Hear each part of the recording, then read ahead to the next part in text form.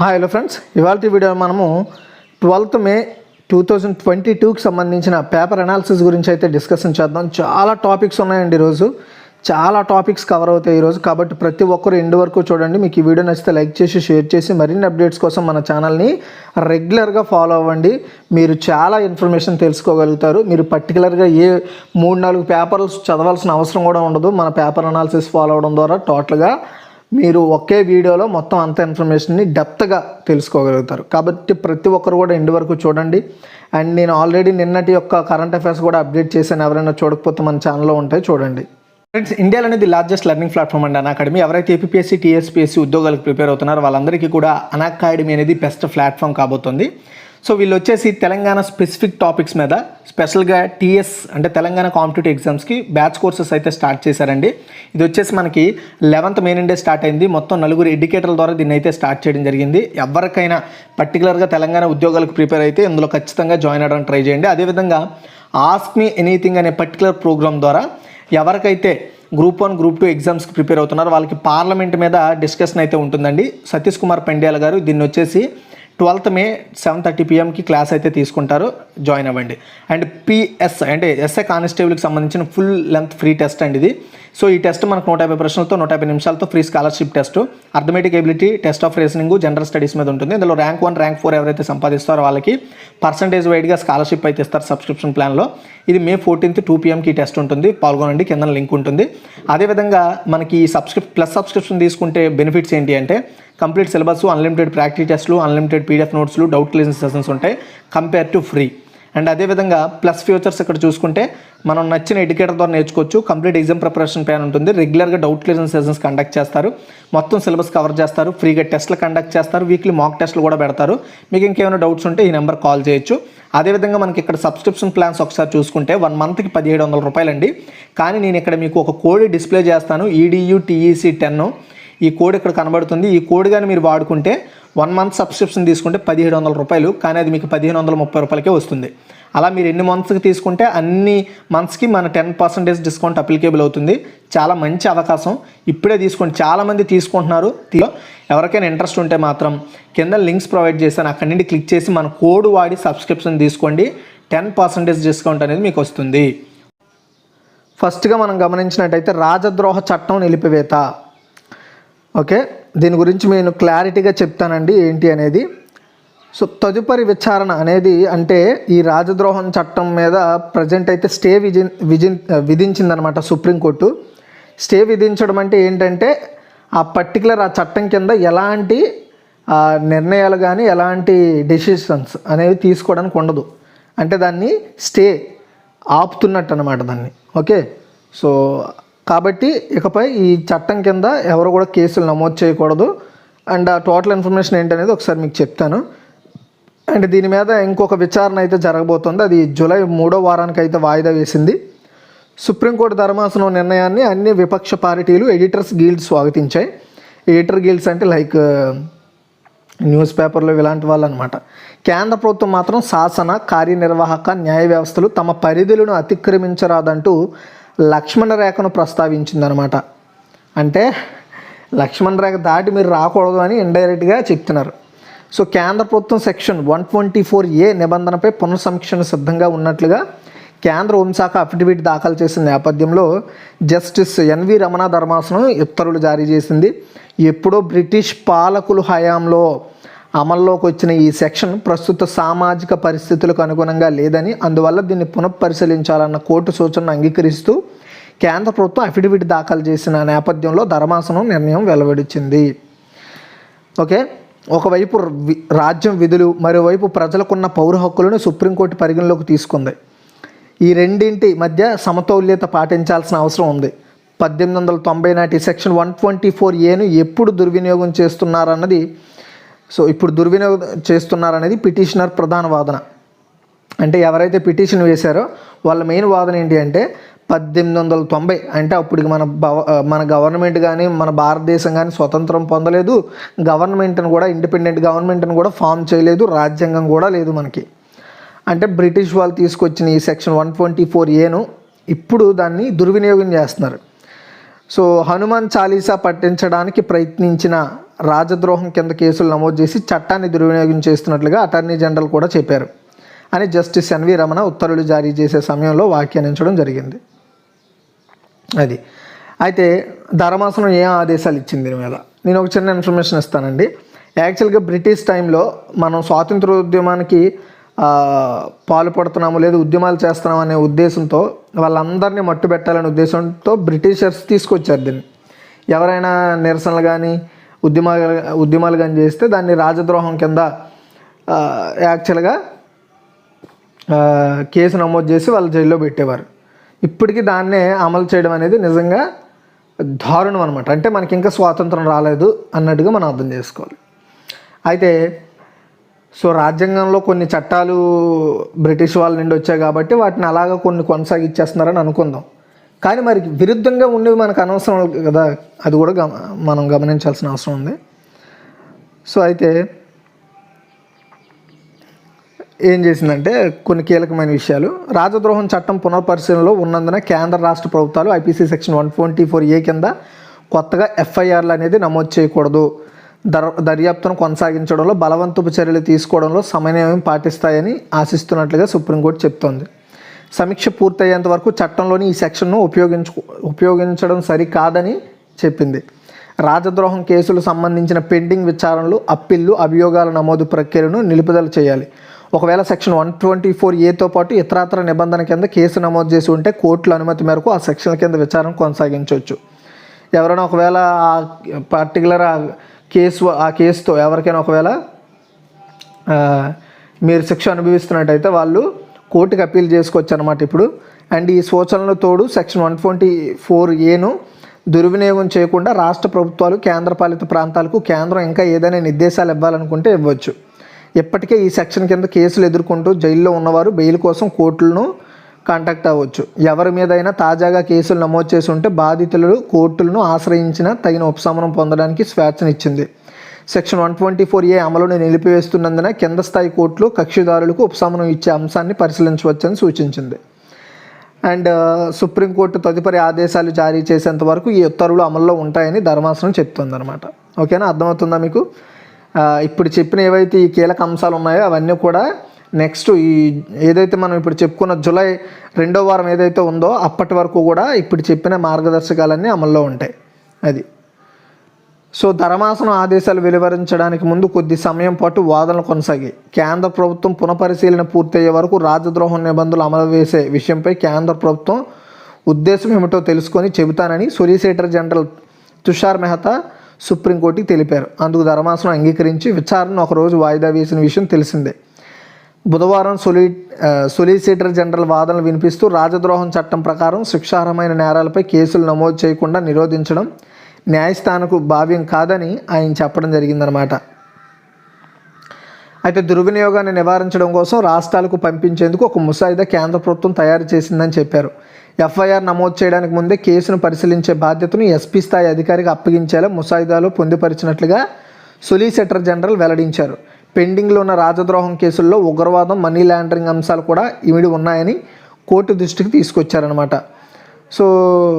Justice Surya Kant జోక్యం చేసుకుంటూ FIR నమోదుకు ముందు కేసును ఎస్పీ స్థాయి అధికారి పరిశీలించడాన్ని నిష్పాక్షిక చర్యగా భావించాలా అని ప్రశ్నించారు.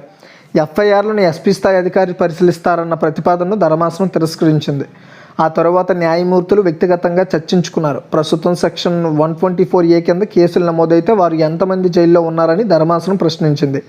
సుమారు 13,000 మంది ఉన్నట్లు పిటిషనర్ తరపున న్యాయవాది కపిల్ సిబాల్ బదులిచ్చారంట. తర్వాత సిజేఐ జస్టిస్ ఎన్వి రమణ స్పందిస్తూ ఈ అంశానికి సంబంధించిన అన్ని అంశాలపై ధర్మాసనం విస్తృతంగా చర్చించిందని, సెక్షన్ 124Aలోని నిబంధనలు ప్రస్తుతం ఉన్న సామాజిక పరిస్థితులకు అనుగుణంగా లేవని కోర్టు వ్యక్తం చేసిన ప్రాథమిక అభిప్రాయంతో కేంద్రం కూడా ఏకీభవించిందని పేర్కొంటూ మధ్యంతరం ఉత్తర్వులు జారీ చేశారనమాట. ఓకేనా, ఇది మ్యాటర్. అంటే ఐపీసీ సెక్షన్ 124A రాజద్రోహం అనేది ఓకే, మాకు ప్రాబ్లం లేదు. కానీ అందులో ఉన్న శిక్షించడానికి కావాల్సిన అంశాలన్నీ ఇప్పుడు ప్రస్తుత పరిస్థితులకు అనుగుణంగా లేవని దాన్ని స్టే విధించారనమాట దాని మీద. ఓకే, అయితే రాజద్రోహం కేసుల బాధితుల్లో ప్రముఖులు ఎవరెవరు? ఇప్పటి వరకు భారత శిక్షా స్మృతి, దీన్ని ఐపీసీ అంటాం, అంటే ఇండియన్ పెనల్ కోడ్ 124A అమలును తాత్కాలికంగా నిలిపివేయాలని సుప్రీంకోర్టు ధర్మాసనం ఆదేశించిన నేపథ్యంలో ఈ నిబంధన కింద ఈ నిబంధన కింద ఏవైతే ఈ పర్టికులర్ ఈ సెక్షన్ కింద నమోదైన కేసులు ఏవైతే ఉంటాయో అందులో జాతీయ నేరాల నమోదు విభాగం NCRB అంటే నేషనల్ క్రైమ్ రికార్డ్స్ బ్యూరో నివేదిక ప్రకారం ఈ నేరం కింద 2015-2020 మధ్య కాలంలో మొత్తం 356 కేసులు దాఖలయ్యాయి. 548 మంది వ్యక్తులు అరెస్ట్ అయ్యారు. వీరిలో 6 పైన నేరాలు నిరూపితమై శిక్షలు పడ్డాయి. రాజద్రోహం కేసులు నమోదైన వారిలో బెంగళూరుకు చెందిన దిశ రవి టూల్ కిట్ కేసు, ఢిల్లీలోని జవహర్లాల్ నెహ్రూ యూనివర్సిటీ పూర్వ విద్యార్థులు కన్నయ్య కుమార్, ఉమర్ ఖలీద్, అనిర్బన్ భట్టాచార్య, దివంగత పాత్రికేయుడు వినోద్ దువా, కేరళ పాత్రికేయుడు సిద్దికీ కప్పన్, బుకర్ ప్రైజ్ విజేత రచయిత్రి అరుంధతి రాయ్, హార్దిక్ పటేల్ గుజరాత్, అసీం త్రివేది కార్టూనిస్ట్ కాన్పూర్, వినాయక్ సేన్ పిల్లల వైద్యుడు ఛత్తీస్గఢ్, సిమ్రాన్జిత్ సింగ్ మాన్ పంజాబ్ తదితరులు ఉండడం జరిగింది. ఓకేనా ఇది. సో ఇక్కడ నేను ఒక చిన్న విషయాన్ని మీకు ఇక్కడ చర్చిస్తాను. అది ఏంటనేది ఒకసారి మీరు గమనిస్తే, రాజద్రోహం అంటే ఏంటంటే దేశానికి ద్రోహం చేసేవాడు. దేశానికి ద్రోహం ఎవడు చేస్తాడు? దేశం యొక్క డేటాని ఎవడో లీక్ చేస్తేనో, అంటే మన దేశాన్ని కిందకు తొక్కేయడానికి వేరే దేశంతో ఎవడో టైఅప్ అయితేనో, లేదా మన దేశాన్ని అంతం చేయడానికి ఎవడో ఆయుధాలు సరఫరా చేస్తేనో, ఉగ్రవాదాన్ని ప్రోత్సహిస్తేనో అది రాజద్రోహం కిందకు వస్తుంది. అంటే మన మొత్తం దేశానికి ప్రజలకి ముప్పు వాటిల్లే చర్యలు లేదా పనులు చేసేవాడిని మనము ఈ కింద పరిగణించాల్సి ఉంటుంది. యాక్చువల్గా చెప్పాలంటే రాజద్రోహం అంటే అదే, రాజ్యానికి ద్రోహం చేసేవాడు అంటే మన దేశానికి ద్రోహం చేసేవాడు. అంతేగాని ప్రభుత్వాన్ని విమర్శిస్తే గుర్తుపెట్టుకోండి, ప్రభుత్వం వేరు, దేశం వేరండి. ప్రభుత్వాన్ని విమర్శిస్తే రాజద్రోహం కేసులు పెట్టడం అంటే ఫర్ ఎగ్జాంపుల్ ప్రధాని మోదీనో, లేదంటే అమిత్ షానో, రాజ్నాథ్ సింగ్నో, లేదంటే వెంకయ్య నాయుడునో, రాష్ట్రపతి వెంకయ్య నాయుడు గారినో, లేదంటే ఉపరాష్ట్రపతి వెంకయ్య నాయుడు గారినో, లేదా రాష్ట్రపతి రామ్నాథ్ కోవింద్ గారినో ఉద్దేశపూర్వకంగానో లేదా ఇంకేదైనా ఉద్దేశంతో వాళ్ళని విమర్శించిన, లేదా వాళ్ళ మీద ఎలాంటి దుష్ప్రచారమైన లేదంటే అనివార్యమైన చర్యలు వాళ్ళ మీద చేపడితే అవి దేశద్రోహం కిందకు రావు. అవి వ్యక్తిగత కేసుల కింద మనం నమోదు చేయాలి. కానీ అలాంటి కేసులన్నీ అంటే ప్రభుత్వం గురించి ఎవరైనా కొన్ని విషయాలు బయట పెడుతూనో, సీక్రెట్స్ చెప్తేనో రాజద్రోహం కేసులు నమోదు చేస్తున్నారు. సో అది తప్పు అనమాట. రాజద్రోహం అంటే యాక్చువల్గా చెప్పాలంటే అంటే వేరే దేశాల్లో రాజద్రోహ చట్టాలు ఎలా అమల్లో ఉంటాయంటే, సో ఆ దేశం మొత్తానికి శాంతి భద్రతల పరంగా ఏదే విధంగా ఆ దేశం మొత్తానికి ఎవరైనా హాని కలిగించేలా చర్యలు చేపడితే వాళ్ళని దేశద్రోహం కింద. రాజద్రోహం అంటే అదే. రాజద్రోహం అంటే రాజ్యం అంటే ఏంది? ఇది మన దేశమే, మన రాజ్యం. అంతేగాని రాజ్యాన్ని పాలించే వాళ్ళ మీద తప్పులు చెప్తే అది రాజద్రోహం చట్టం కింద కేసులు పెట్టడం సరికాదు. మేబీ నాకు తెలిసి జూలైలో జరిగే మళ్ళీ ధర్మాసనానికి సంబంధించిన తీర్పుల్లో మేబీ ఇది కూడా ఇంక్లూడ్ చేసి చెప్తే బాగుంటుందేమో అనేది నా ఆలోచన. అయితే రాజద్రోహం చట్టం కింద అంటే బ్రిటిషులు తీసుకొచ్చినప్పటి చట్టం కింద ఇది పూర్తిగా 150 సంవత్సరాల కింద చట్టం అనమాట ఇది. అంటే ఈ సెక్షను, ఈ చట్టం కింద ఇప్పటి వరకు ఏ దేశాల్లో ఎన్నెన్ని కేసులు నమోదయ్యాయి, ఎలా ఉంది స్థితిగతులు ఒకసారి చూద్దాం. ఈ చట్టాన్ని 1870లో తీసుకొచ్చారండి. అండ్ 1891లో అంటే చట్టం తీసుకొచ్చిన 21 ఇయర్స్ తర్వాత first case Bengali weekly newspaper మంగోబాసి ఎడిటర్పై వేశారు. అండ్ 1897లో చట్టం గురించి అందరికీ తెలిసి వచ్చిన సంవత్సరం అనమాట అది. ఎలా తెలిసి వచ్చిందంటే స్వాతంత్ర సమరయోధుడు బాల గంగాధర్ తిలక్పై కేసు నమోదు చేయడంతో ఈ కేసు బయటపడింది అనమాట. సో ఎందుకు నమోదు చేశారంటే బాల్య వివాహాలకు వ్యతిరేకంగా ఆర్టికల్ ప్రచురించినందుకు. అది ఎలా అవుతుందండి? అది దేశద్రోహం ఎలా అవుతుంది? బాల్య వివాహాలు జరుగుతున్నాయి, దాన్ని అరికట్టాలి. దాన్ని అరికట్టడానికి ప్రభుత్వం ఏం చేయట్లేదు, ప్రభుత్వం కానీ ప్రజలు కానీ ఎందుకు స్పందించట్లేదు? అలాంటివి జరగడం కరెక్ట్ కాదు. బాల్య వివాహాలకు వ్యతిరేకంగా ఆర్టికల్ రాయడం తప్పేముందండి? అది రాజద్రోహం ఎలా అవుతుంది? అవ్వదు. యాక్చువల్గా చెప్తున్నాం, రియల్ మీనింగ్ రాజ్యం అంటే దేశం అండి, గవర్నమెంట్ కాదు. గుర్తుపెట్టుకోండి. కేసు నమోదు ఎలా ఏ శిక్ష పడవచ్చు? వారంట్ లేకుండానే అరెస్ట్ చేస్తారు. అంటే వారెంట్ అనేది లేకుండా, అంటే మిమ్మల్ని ఎందుకని అరెస్ట్ చేస్తున్నాము ఇది రీజన్ అని లేకుండానే అరెస్ట్ చేస్తారు. జీవిత ఖైదు విధించవచ్చు, జీవితాంతం మనల్ని ఖైదుగా ఉంచవచ్చు. చట్టానికి ఇప్పటి వరకు చేసిన 6 సవరణలు చేశారు ఇప్పటి వరకు. 1955 చివరిసారిగా సవరించిన సంవత్సరం అనమాట. లాస్ట్ టైము 1955లో దీనికి సవరణ చేశారు. సో ఇక్కడ మనం చూసుకోవచ్చు అనమాట. అత్యధిక కేసులు నమోదైన రాష్ట్రాలు అస్సాం 66, జార్ఖండ్ 40 అండ్ అదేవిధంగా కర్ణాటక 38, హర్యానా 37 టాప్ స్టేట్స్ అనమాట మన ఇండియాలో. అండ్ ఏ ఏడాదిలో ఎంతెంత కేసులు నమోదయ్యాయో ఒకసారి చూసుకుంటే 2014లో 47, 15లో 30, 16లో 35, 17లో 51 అండ్ 18లో 70, 19లో 93 అండ్ 2020లో 73. 21కి సంబంధించిన అప్డేట్ ఇంకా లేదు. 2022 అప్డేట్ అనేది అప్పుడే రాదు. ఓకేనా. అయితే మోదీ హయాంలో కేసుల నమోదు ఒకసారి చూద్దాం. 2014, 2020 మధ్యకాలంలో నమోదైన కేసులు 399, అరెస్ట్ అయిన వారు 548, దోషులుగా తేలిన వారు 8. అంటే చూడండి, అంటే 399 మంది మీద కేసులు పెడితే అందులో కేవలం లాస్ట్ నెంబర్ 9లోని ఒకటి మైనస్ చేస్తే ఎంతమంది ఉంటారో 8 కేసుల్లో మాత్రమే దోషులు తేలారనమాట. 399 కేసుల్లో 8 మంది దోషులుగా తేలారంటే దాని అర్థం ఏంటి? దాని అర్థం ఏంటో మనం అర్థం చేసుకోవాలి అంతే. ఓకే. అది తరువాత 18 దవాఖానాల్లో ₹5 భోజనం అండి. సో దీనికోసం అదనంగా 38.66 కోట్లు అదనంగా తెలంగాణ రాష్ట్ర ప్రభుత్వం అయితే వెచ్చించింది. దీని గురించి నేను షార్ట్ కట్లో చెప్పేస్తాను, ఎందుకంటే ఆల్రెడీ నేను తెలంగాణ బడ్జెట్లో ఈ విషయాన్ని నేను ప్రస్తావించాను. ఏమని? ఈ తెలంగాణ రీసెంట్గా 2022-23లో తీసుకొచ్చిన బడ్జెట్ ఏదైతే ఉందో ఈ బడ్జెట్లో సో ఏదైతే హైదరాబాద్ పరిధిలో ఉండే హాస్పిటల్స్ ఏవైతే ఉంటాయో ప్రస్తుతానికి ఆ హాస్పిటల్లో అంటే 18 దవాఖానాల్లో, అది కూడా జీహెచ్ఎంసీ పరిధిలో ఉండే, గుర్తుపెట్టుకోండి, జీహెచ్ఎంసీ అంటే గ్రేటర్ హైదరాబాద్ మున్సిపల్ కార్పొరేషన్ పరిధిలో ఉండే 18 గవర్నమెంట్ హాస్పిటల్స్లో ఎవరైతే పర్టికులర్ ఒక రోగి ఉంటాడో రోగికి సహాయకంగా ఉండే ఎవరైతే వ్యక్తి వస్తారు కదా, ఫర్ ఎగ్జాంపుల్ మనకు బాగోలేనప్పుడు మన మదరో, మన అన్నయ్యో, మన ఫాదరో, మన సిస్టరో ఎవరొకరు మనకు తోడుగా ఉంటారు కదా, అలాంటి వాళ్ళు ఆ హాస్పిటల్ ద్వారా రోగులకు ఉచిత భోజనం ఉంటుంది.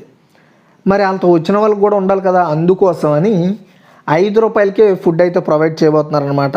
వాళ్ళతో వచ్చే వ్యక్తులకి, వాళ్ళు ఎంతమంది అయినా కానివ్వండి, వచ్చే వ్యక్తులకి ఉచితంగా అంటే ₹5కే భోజనం అయితే ప్రొవైడ్ చేయబోతున్నారు. సో దీన్ని అయితే ఈరోజు మంత్రి హరీష్ రావు, సో తెలంగాణ రాష్ట్ర ఆరోగ్య మంత్రి హరీష్ రావు గారు ఈరోజు ప్రారంభించబోతున్నారనమాట. ఓకే, ఎంతవరకు గుర్తుపెట్టుకోండి, ఇంతకు మించి లోపలికి చదవాల్సిన అవసరం లేదు. ఫస్ట్ 18 హాస్పిటల్స్లో, అది కూడా జిహెచ్ఎంసీ పరిధిలోని.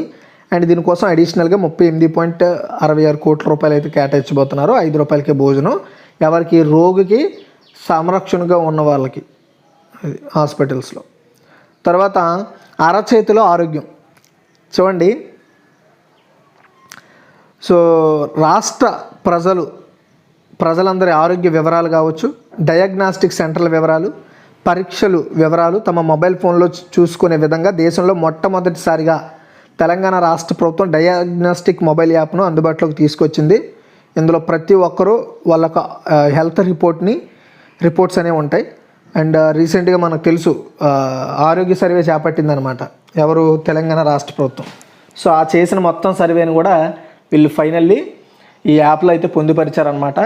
ఏదైతే ఈ పర్టికులర్ డయాగ్నోస్టిక్ మొబైల్ యాప్ ఉందో దీని ద్వారా మన హెల్త్ ఎలా ఉంది, మనం ఇంతకుముందు ఎలాంటి హెల్త్ ఇష్యూస్తో ఫేస్ చేసాము, ఎలాంటి ట్రీట్మెంట్లు తీసుకున్నాము, ఆ మొత్తం ఇన్ఫర్మేషన్ అనేది ఈ యాప్లో ఉంటుందన్నమాట. ఓకేనా. సో అయితే ప్రభుత్వ వైద్యశాలలు, డయాగ్నోస్టిక్ కేంద్రాల్లో ఎక్కడైనా ఒకే చోట పరీక్షలు చేయిస్తే, ఎక్కడో దగ్గర చేయిస్తే ఆ పరీక్షల రిపోర్ట్లు వివరాలు ఇందులో అప్లోడ్ చేస్తారు. ఆ తర్వాత ఏ దవాఖానాకి వెళ్ళినా పరీక్షలు చేయాల్సిన అవసరం ఉండదు. అంటే ఎలా చెప్తున్నాను, ఇప్పుడు మనం ఆల్రెడీ ఒక హాస్పిటల్కి వెళ్ళి టెస్టులు చేసుకున్నప్పుడు వాడు అంటాడు అక్కడ సరే మనకు అక్కడ టెస్టులు చూసాడు ఏం లేదనేసాడు, కానీ మనకి ఇంకా తగ్గలే. అప్పుడు మనం వేరే హాస్పిటల్ మార్చుతాం. ఆ హాస్పిటల్కి వెళ్ళినప్పుడు మళ్ళీ టెస్టులు చేయండి అని సేమ్ టెస్టులు రాస్తాడు. ఇది తల్లొప్పు కదా, మళ్ళీ మనకి 2,000-4,000 వేస్ట్ అవుతాయి డబ్బులు. అది మన యొక్క హెల్త్ ఇష్యూ బట్టి డబ్బులు కూడా డిపెండ్ అయి ఉంటాయి. అలాంటప్పుడు ఈ యాప్ యూజ్ అవుతుంది. ఆల్రెడీ మేము చేసుకున్నాం ఈ చెకప్ చూడండి అంటే ఇది డైరెక్ట్గా అఫీషియల్ గవర్నమెంట్ నుండి అఫీషియల్గా చెప్తుంది, ఎస్ వాళ్ళు చేసుకున్నారు ఇవి చూడండి, దాన్ని బట్టి మీరు క్లారిఫికేషన్ ఇవ్వండి అనేది తెలియజేస్తుంది అనమాట. అంటే మనం నెంబర్ ఆఫ్ టైమ్స్ మనం ఏం చేసుకోకుండా మన మొత్తం హెల్త్ హిస్టరీ మొత్తం కూడా ఈ యాప్లో పొందుపరుస్తారు అంతే. హెల్త్ హిస్టరీ గుర్తుపెట్టుకోండి. సో ఈ యాప్లో ఈ తెలంగాణ డయాగ్నోస్టిక్ యాప్ ప్రత్యేకతలు ఏంటో ఒకసారి చూస్తే, ఈ యాప్ ద్వారా వ్యక్తిగత ఆరోగ్య వివరాలు తెలుసుకోవచ్చు ఒకటి. అండ్ వైద్య పరీక్షల వివరాలు రిపోర్ట్లను డౌన్లోడ్ చేసుకోవచ్చు. దగ్గరలో ఉన్న గవర్నమెంట్ హాస్పిటల్స్ వివరాలు తెలుసుకోవచ్చు. అండ్ ఏమైనా టెస్టులు గట్టు ఉంటే అందులో అందుబాటులో ఉన్న దవాఖానాన్ని ఎంచుకోవచ్చు. అండ్ హాస్పిటల్, దవాఖానా అంటే హాస్పిటల్, వైద్యులు, నర్సులు, సిబ్బంది, ఆశా సిబ్బంది, ఆసుపత్రుల సేవలపై అభిప్రాయాలు యాప్లో నమోదు చేసుకోవచ్చు. అండ్ వైద్య సేవలపై అసౌకర్యంగా కలిగితే మీరు వెంటనే కంప్లైంట్ చేయొచ్చు. జరుగుతున్న వైద్య పరీక్షల స్టేటస్ కూడా మనము తెలుసుకోవచ్చు. అది తర్వాత కార్లు మాట్లాడుకుంటాయి. కొత్త టెక్నాలజీని డెవలప్ చేసిన ఐఐటిహెచ్ అంటే ఏంటండి? ఐఐటి హైదరాబాద్ అండ్ సుజుకి వీళ్ళిద్దరూ కలిసి ఒక కొత్త టెక్నాలజీని తీసుకొచ్చారు అండ్ డెవలప్ చేశారు. అదేంటో ఒకసారి చూద్దాం. చాలా ఇంపార్టెంట్ అండి ఇది, దయచేసి జాగ్రత్తగా వినండి. రహదారులపై ప్రమాదాలను నివారించే సురక్షిత ప్రయాణానికి భరోసా ఇచ్చేలా పరిశోధనలు కీలక ముందడుగేశారు. ప్రయాణ సమయంలో వాహనాలు వివిధ రకాల సమాచారాన్ని ఇచ్చిపుచ్చుకుంటూ దూసుకెళ్లేలా దీన్ని రూపొందించారండి. అంటే ఫర్ ఎగ్జాంపుల్ ఒక కారు మీద నేను వెళ్తున్నాను, నేను ఇంకో కారు మీద ఒక వ్యక్తి వస్తున్నాడు. ఇలా కారు మీద నేను ట్రావెల్ చేసినప్పుడు ఇన్ఫర్మేషన్ పాస్ చేసుకునేలా ఒక కొత్త టెక్నాలజీని రెండు కార్ల మధ్య, గుర్తుపెట్టుకోండి, మనుషుల మధ్య కాదు, కార్ల మధ్య ఇన్ఫర్మేషన్ ఇచ్చిపుచ్చుకునేలా కొత్త టెక్నాలజీని అయితే తీసుకొచ్చారు. సో వెహికల్ టు ఎవ్రీథింగ్, గుర్తుపెట్టుకోండి, వెహికల్ టు ఎవ్రీథింగ్గా పిలిచే ఈ టెక్నాలజీని 5G సాయంతో పనిచేసేలా IIT Hyderabad, Suzuki, Maruti Suzuki సంస్థలు కలిసి అభివృద్ధి చేశాయి. ఐఐటి ప్రాంగణంలో బుధవారం ఈ టెక్నాలజీ దాని ప్రయోజనాలను వెల్లడించారు. భారత్లో వచ్చే 5 ఏళ్లలో ఇది ఇంప్లిమెంట్ అవుతుందని చెప్తున్నారు. చూడండి, అయితే అది ఏంటంటే ప్రయాణ సమయంలో వాహనాలు వివిధ రకాల కెమెరాలు, సెన్సార్లను ఉపయోగించుకుంటాయి. ఇలాంటి సాంకేతికత ఇప్పటికే కొన్ని కార్లలో ఉంది. వాటికంటే మెరుగ్గా పనిచేయడం వెహికల్ టు ఎవ్రీథింగ్ ప్రత్యేకత. ఈ టెక్నాలజీ ఉన్న వాహనాలు 500 మీటర్ల దూరం నుంచే ఈ కారు సమాచారం ఆ కారు సమాచారం ఈ కారు షేర్ చేసుకుంటాయి. ఆ మార్గంలో అంబులెన్స్లు వస్తుంటే ఇతర వాహనాలు చెప్పడం అండ్ అపసవ్య దిశలో ప్రయాణించే వారిని హెచ్చరించడం, అలాంటి అంశాలు ప్రాధాన్యం ఇచ్చారు. అంటే అసలు ఏంది ఇది ఇన్ఫర్మేషన్ వాళ్ళు యూజ్ ఏంది అంటే, ఫర్ ఎగ్జాంపుల్ 500 మీటర్స్ అన్నాం కదా, ఈ గ్యాప్లో మనం ఆల్రెడీ బ్యాక్ సైడ్ ఏదో ఒక అంబులెన్స్ ఆపోజిట్గా వస్తుంది అండ్ లేదా మనకు వెనకన వస్తుంది, మన ఆపోజిట్గా రద్దీగా ఒక 3-4 కార్లు రద్దీగా వెళ్తున్నాయి. ఆ టైంలో ఈ ముందు వెళ్తున్న కారు వాటికి ఇన్ఫర్మేషన్ ఇవ్వడం వల్ల అవి వచ్చే అంబులెన్స్కి కొంత వేనైతే ఇవ్వగలుగుతాయి, అలాంటి ఇన్ఫర్మేషన్ ఇస్తుంది.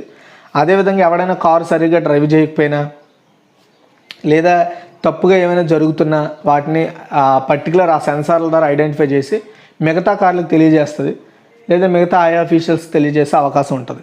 రోడ్లు ఎలా ఉన్నాయనే విషయాన్ని కూడా ముందే డ్రైవర్కి చెప్పేస్తుంది అనమాట. అంటే మేము ముందు రోడ్లు ఎలా ఉన్నాయి అనేది ఆల్రెడీ నీ ముందు వస్తున్న ఒక కారు సెన్సార్ ద్వారా మన కారుకి ఇన్ఫర్మేషన్ వచ్చి చెప్పబడతాయి. సో అది అండ్ దేశంలో 5G టెక్నాలజీని త్వరగా అందుబాటులోకి తెచ్చేలా పనులు చేస్తున్నాయని ట్రాయ్ సలహాదారుడు మునికేష్ అవిలేలి వివరించారు. మునిశేఖర్ రాష్ట్ర ఐటీ అంటే ఆంధ్రప్రదేశ్ రాష్ట్ర ఐటీ శాఖ ముఖ్య కార్యదర్శి జయేష్ రంజన్ మాట్లాడుతూ వెహికల్ టు ఎవ్రీథింగ్ ల్యాబ్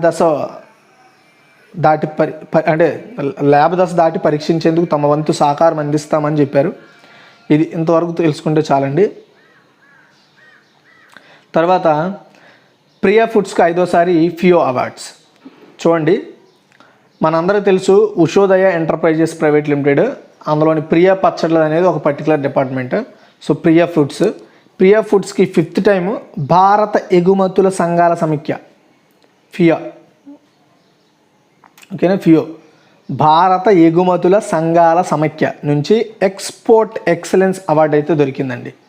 చెన్నైలో బుధవారం జరిగిన కార్యక్రమంలో తమిళనాడు ముఖ్యమంత్రి MK Stalin top 1 star export house in southern region కేటగిరీలో ఎక్స్పోర్ట్ ఎక్సలెన్స్ సిల్వర్ అవార్డును సర్టిఫికేట్ను Priya foods export senior manager వీరమాచనేనికి అయితే అందజేయడం జరిగింది. ఓకే, ఇంతవరకు గుర్తుపెట్టుకోండి. ఇదంతా చదివి మనం పెద్దగా తెలుసుకోవాల్సిన అవసరం లేదు.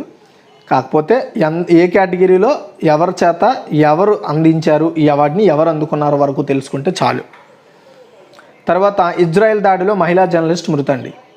విధి నిర్వహణలో ఉన్న అల్ జజీరా సీనియర్ పాత్రికేయురాలు షరీన్ అబూ అక్లా 51 సంవత్సరాల అన్నమాట ఈమెకి. ఇక్కడ మీరు చూడవచ్చు, బుధవారం వెస్ట్ బ్యాంక్లో జెనిన్ నగరంలో ఇజ్రాయెల్ దాడుల్లో ప్రాణాలు కోల్పోయారన్నమాట. ఈమె ప్రెస్ అనే స్టిక్కర్తో తోటా రక్షకు కవచాన్ని శిరస్త్రాణాన్ని ఆమె ధరించిన చెవి కింద భాగాన కాల్చడంతో తోట నేరుగా తల నుంచి దూసుకెళ్లి ప్రాణాలు తీసింది. దీనికి పూర్తి బాధ్యత ఇజ్రాయెల్దేనని పాలస్తీనా ఆల్ జజీరా ఛానల్ ఆరోపించాయి. ఆల్ జజీరా చాలా పెద్ద ఛానల్ అండి అది, ఓకేనా. ఆల్ జజీరా ఛానల్ అనేది చాలా పెద్ద ఛానల్, మీరు కావాలంటే గూగుల్లో టైప్ చేయొచ్చు. అంటే మరో జర్నలిస్ట్కు కూడా కాల్పుల్లో గాయాలయ్యాయి. ఈ ఇద్దరు పాత్రికేయులేనని స్పష్టంగా తెలుస్తున్న ఉద్దేశపూర్వకంగానే దాడి జరిగిందని పాలస్తీనా ఆరోగ్య మంత్రిత్వ శాఖ ఆరోపిస్తోంది. కావాలని వీళ్ళని మట్టు పెట్టారని చెప్తున్నారనమాట. చూడండి, మనం అనుకుంటాం జర్నలిజం అంటే యాక్చువల్గా ఏదో ఎక్కడో ఎవరో వరదలో పడిపోతానో, లేదా ఎవరో మన తెలుగు రాష్ట్రాలు ఎలా ఉంటాయంటే ఇలాగే ఏడుస్తాయి అనమాట. అసలు రియల్ జర్నలిజం అంటే ఏంటని మనం ఢిల్లీ వెళ్తే తెలుస్తుందండి. ఎందుకు ఢిల్లీ వెళ్తే తెలుస్తుంది అంటే అక్కడ మెయిన్ అథారిటీస్ ఉన్నాయి కాబట్టి. అక్కడ వాళ్ళు ఏమైనా ఉద్యమాలు కానీ ఏమైనా జరిగినప్పుడు వాళ్ళ కవరేజింగ్ ఎలా ఉంటుందో కొంతమంది తెలుస్తుంది. మెయిన్గా లైక్ ఈ సిరియా కానీ ఇజ్రాయెల్ కానీ ఇలాంటి ఎక్కువగా వార్లు అక్కడక్కడ ఇరాన్ కానీ ఇరాక్ కానీ ఇలాంటి వార్లు జరిగే ప్లేసెస్లో ఎక్కువగా మీరు చూస్తే అక్కడ జర్నలిస్టులు వాళ్ళ ప్రాణాలకు లెక్క చేయకుండా రిపోర్టింగ్ చేస్తారండి. అది ఎవరు ఏం చేస్తున్నారు, ఏ ఆర్మీ వాళ్ళు ఏం చేస్తున్నారు, లేదంటే ఏ గుంపు వాళ్ళు ఏం చేస్తున్నారు మొత్తం క్యాప్చర్ చేయగలుగుతారనమాట. అది రియల్ జర్నలిజం అంటే. నెక్స్ట్, రుషికొండ నిర్మాణాలపై ఎన్జిటి స్టే. తాము తదుపరి విచారణ చేపట్టే వరకు రుషికొండపై పర్యాటకాభివృద్ధికి సంబంధించిన ప్రాజెక్టు నిర్మాణ పనులు చేపట్టవద్దని జాతీయ హరిత ట్రిబ్యునల్ ఎన్జిటి, ఓకేనా, ఎన్జిటి నేషనల్ గ్రీన్ ట్రిబ్యునల్ అంటారు దీన్ని, ఇది ఆదేశాలు ఇచ్చింది. అయితే మీ సింపుల్గా చెప్తాను, మీరు కన్ఫ్యూజ్ అవ్వకండి. యాక్చువల్గా ఆంధ్రప్రదేశ్లోని విశాఖపట్నం జిల్లా పరిధిలోని రుషికొండ ప్రాంతంలో ఒక ఒక కొండని తవ్వేస్తున్నారు అన్నమాట. పర్యాటక అభివృద్ధి చేయాలి, అక్కడ కొంచెం పర్యాటకంగా మంచి డెవలప్మెంట్ చేయాలనే ఉద్దేశంతో కొండను తవ్వేస్తున్నారు. ఆ కొండను తవ్వడం అనేది పర్యావరణానికి ముప్పు కలిగిస్తుంది. ఉన్న పర్యావరణం కోసమని ప్రకృతి సిద్ధమైన వాటిని కూల్చేయడము తీసేయడం మంచిది కాదని ఆంధ్రప్రదేశ్లో ఎంపీగా ఉన్న రఘురామకృష్ణ, వైకాపా ఎంపీ రఘురామకృష్ణ ఎన్జిటి ప్రధాన ధర్మాసనంలో పిటిషన్ వేశారు. ఆ పిటిషన్ వేసిన తర్వాత ఈ నేషనల్ గ్రీన్ ట్రిబ్యునల్ ఏం చెప్పిందంటే, మేము తదుపరి విచారణ చేపట్టే వరకు కూడా మీరు దాని మీద ఎలాంటి పనులు చేయకూడదని స్టే విధించింది. అంతే, అంతవరకు తెలుసుకోండి చాలు. ఓకే, అంటే ఇది ఒక ప్రముఖమైన పర్యావరణ వ్యవస్థపై ఆంధ్రప్రదేశ్లో జరిగిన ఒక చిన్నపాటి నిర్ణయం అనమాట. చిన్నదేం కాదు, పెద్దదే. ఓకేనా, ఒక మంచి నిర్ణయం, ఎన్జిటి ద్వారా వచ్చిన ఒక మంచి స్టే. తర్వాత రుద్రాంక్షకు స్వర్ణం. జూనియర్ ప్రపంచ కప్ షూటింగ్లలో భారత క్రీడాకారులు రుద్రాంక్ష్ బాలా సాహెబ్ పాటిల్, అభినవ్ షా సత్తా చాటారు. జర్మనీలో జరుగుతున్న ఈ టోర్నీలో పురుషుల 10 మీటర్ల ఎయిర్ రైఫిల్ పోటీలో రుద్రాంక్ష స్వర్ణం, అభినవ్ రజతంతో మెరిసి తొలి 2 స్థానాల్లో ఉన్నారు. ఫైనల్లో రుద్రాంక్ష 17-13తో అభినవ్పై విజయం సాధించాడు. మహిళల 10 మీటర్ల ఎయిర్ రైఫిల్లో రమిత రజత పథకం గెలుచుకుంది. ఫైనల్లో రమిత 8-16తో ఓషియానీ ముల్లర్స్ ఫ్రాన్స్ చేతిలో ఓడిపోయింది. అది తర్వాత ఇక్కడ మీరు చూడవచ్చు, ఈమె పేరు బీవీ దోషి అండి. B V Doshi receives Royal gold Medal. చూడండి, నోటెడ్ ఆర్కిటెక్ట్ అంటే ఏంటి, గుర్తింపు పొందిన ఆర్కిటెక్ట్ బాలకృష్ణ విత్లాదాస్ దోషి, ఓకేనా, has been conferred with the prestigious Royal Gold Medal 2022, which is considered the world's highest honor for architecture. అంటే ఆర్కిటెక్చర్స్కి అతిపెద్ద పురస్కారంగా ఈ రాయల్ గోల్డ్ మెడల్ అనేదాన్ని పోల్చుతారంట. The president of the royal institute of British architecture RIBA, Simon Alford, presented the medal to renowned architect in person at his residence in అహ్మదాబాద్లో ఆమెకు, అంటే మన భారతదేశానికి చెందిన ఆమెకు ఈ రాయల్ గోల్డ్ మెడల్ అయితే ఇవ్వడం జరిగింది. ఎవరిస్తారండి దీన్ని royal institute of British architects వాళ్ళు ఇవ్వడం జరుగుతుంది. The royal gold medal is approved personally by queen Elizabeth and is given to people who have a significant influence on the advancement of architecture. ఆర్కిటెక్చర్లో గుర్తింపు పొందిన నమూనాను ఎవరైతే తయారు చేయగలుగుతారో వాళ్ళకి బ్రిటిష్ రాణి క్వీన్ ఎలిజబెత్ ద్వారా ఆమోదం పొందిన మెడల్ అంటే ఇది ఈ రాయల్ గోల్డ్ మెడల్ అనేది. The 94 years old architect among the rare people to have been awarded both the Royal Gold Medal and Pritzker Architecture Prize in the lifetime. Mr. Doshi has been conferred the prestigious medal in recognition of his architectural achievements. అది ఆమె architecture పరంగా ఆమె చేసిన కృషికి కానీ award అయితే దొరికిందని చెప్పొచ్చు. ఓకే, తర్వాత యాక్చువల్గా ఎడిటోర్లను చెప్పేవాడిని. ఎడిటోర్లు నేను రేపు వీడియోలో చెప్తానండి, ఎందుకంటే ఇప్పటికే చాలా టైం వీడియో అయితే కన్స్యూమ్ అయింది, చాలామంది టైం ఎక్కువైపోతుందని ఫీల్ అవుతున్నారు, అందుకని నేను దీని గురించి చెప్పట్లేదు. కానీ చాలా ఇంపార్టెంట్ ఆర్టికల్, దయచేసి రేపు పేపర్ అనాలిసిస్ అనేది ప్రతి ఒక్కరు చూడండి. రూపాయి వాల్యూ ఎందుకు పడిపోతుంది, రూపాయి వాల్యూ పడిపోవడం వల్ల వస్తువు రేట్లు పెరుగుతున్నాయి, అవి ఎందుకు పెరుగుతున్నాయి, ఏం జరుగుతుంది అనేది మీకు క్లారిటీగా రేపటి వీడియోలో ఎక్స్ప్లెయిన్ చేస్తాను. దయచేసి రేపు పేపర్ అనాలిసిస్ చూడండి. ఓకేనా, ఈరోజు చాలా ఎక్కువ ఆర్టికల్స్ చర్చించుకున్నాను. నేను మీకు ఎప్పుడో చెప్పాను 8 ఆర్టికల్స్ మించి కానీ ఆర్టికల్స్ దొరికితే నేను ఎడిటోరియల్ చేయనని. బట్ ఈరోజు అంతకంటే ఎక్కువ దొరికినా సరే ఎడిటోరియల్ పెట్టాను, ఎందుకంటే అది చాలా ఇంపార్టెంట్ టాపిక్. కానీ టైం అనేది చాలా ఎక్కువ తీసుకోవడంతో నేను దీన్ని హోల్డ్ చేసి రేపటి పేపర్ అనాలిసిస్లో చెప్పబోతున్నాను. దయచేసి అర్థం చేసుకోండి. Thanks for watching.